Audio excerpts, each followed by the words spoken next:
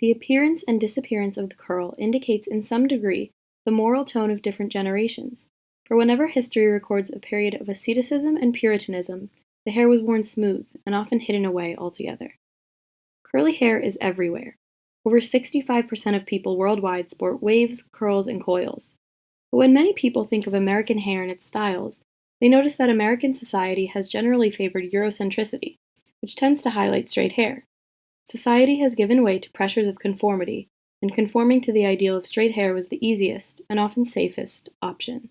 That is, until recently.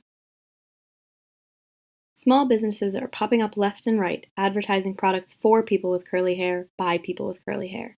Salons are opening up and adding services, for the first time offering haircuts and styles specifically for natural curls.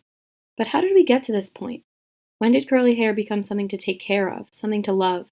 Is loving your curls the latest trend, or does it span centuries? Over years, over generations, over lifetimes, was straight hair always the beauty standard, or is that just the default of our own lives, our own perceptions? Since the time of ancient civilizations, individual cultures and communities have generally agreed on what their so-called standard of beauty is. Often, the most attractive traits to them are the ones that are common. Within every group of people who look similar, some standard features will emerge. Hence, it's called the beauty standard. It's a natural trait of evolution. You cling to what you know. For example, ancient Greece heavily favored curly hair as opposed to straight. Most Greeks had soft curls that diffused sunlight to protect their skin.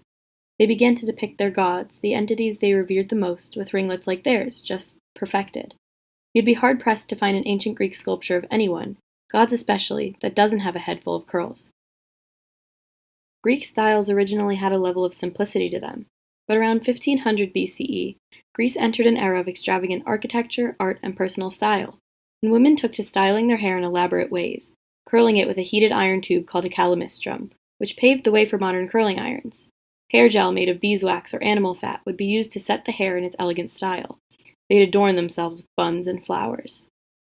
Ancient Rome took Greek styles to the next level. Curly hair continued to trend, but people took to imitating the styles of their emperors, as seen on their coins and on portraits. Often, these styles did not exactly match a person's hair, so they'd go to extreme lengths to imitate them. The calamistrum retained its popularity as a way of maintaining a youthful appearance. The Romans loved looking young. Baldness, which often makes a person look older, was frequently ridiculed in Roman poetry. Ovid wrote in his poem Ars Amatoria, "Ugly are hornless bulls, a field without grass is an eyesore, so is a tree without leaves, so is a head without hair." Julius Caesar, leader of the first Roman triumvirate, started balding at a young age and insisted that his statues depicted him with more hair than he really had.